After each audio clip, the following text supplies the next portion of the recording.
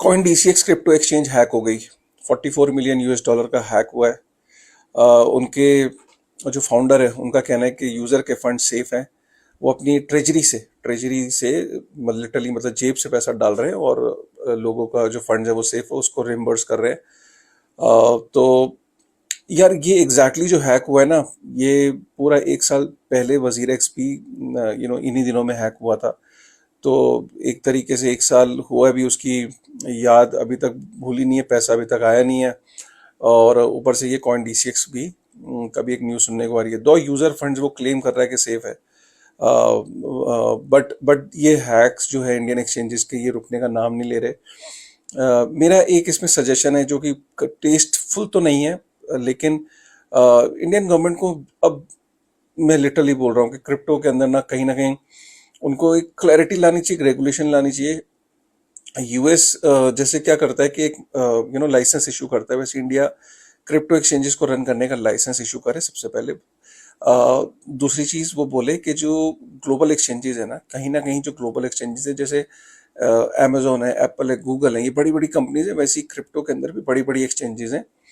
बड़ी बड़ी एक्सचेंजेस को बोला जाए कि ठीक है, तुम लोगों के वो पैसा है, डीप पॉकेट्स है, एक्सपर्टीज है, पूरी दुनिया में इतनी जगह पे तुम इतने सालों से हो, इंडिया के अंदर आके अपनी एंटिटी ओपन करो।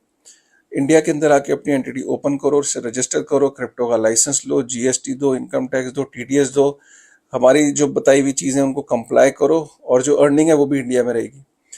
तो मेरे ख्याल से ना, ये जो बड़ी बड़ी कंपनीज हैं, बड़ी बड़ी जो एक्सचेंजेस हैं, they are still a better option because of their deep pockets and expertise.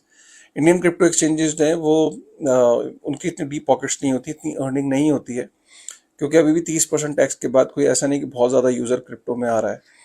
तो इतने डीप पॉकेट्स ना, जब हम कंपेयर करते हैं ना ग्लोबल एक्सचेंजेस से और इंडियन एक्सचेंजेस से, तो इंडियन एक्सचेंजेस की इतने डीप पॉकेट्स ही नहीं कि वो खर्चा करे सिक्योरिटी पे इतना ज़्यादा, क्योंकि जो हाईएस्ट लेवल ऑफ सिक्योरिटीज को अर्न करने के लिए काफ़ी पैसा लगता है, मिलियंस में खर्च होता है, डॉलर्स में। सो अगेन, एक ये, और दूसरा फॉरेन एक्सचेंजेस को अलाउ करना चाहिए एफडीआई के लिए कि इंडियन एक्सचेंजेस में वो इक्विटी ले लें और उनको फिर फंड करें। तो एक ये है, और तीसरा crypto withdrawal self custody allow करनी चाहिए कि कोई सेल्फ कस्टडी और क्रिप्टो विड्रॉल बहुत आसान कर देना चाहिए, और कंप्लायंस के साथ, ठीक है। सो गाइज, मतलब मैं ये कहता हूँ कि आगे ऐसे इंसिडेंट ना हो, ये ज़रूरी है कि इंडियन गवर्नमेंट इस पर क्लैरिटी लेके आए, दूसरा कोई वजीर एक्स, कोई डीसीएक्स जैसा इंसिडेंट ना हो, ठीक है। आपका क्या टेक है, एक बार कमेंट करेगा और दोस्तों के साथ शेयर करेगा। Thank you.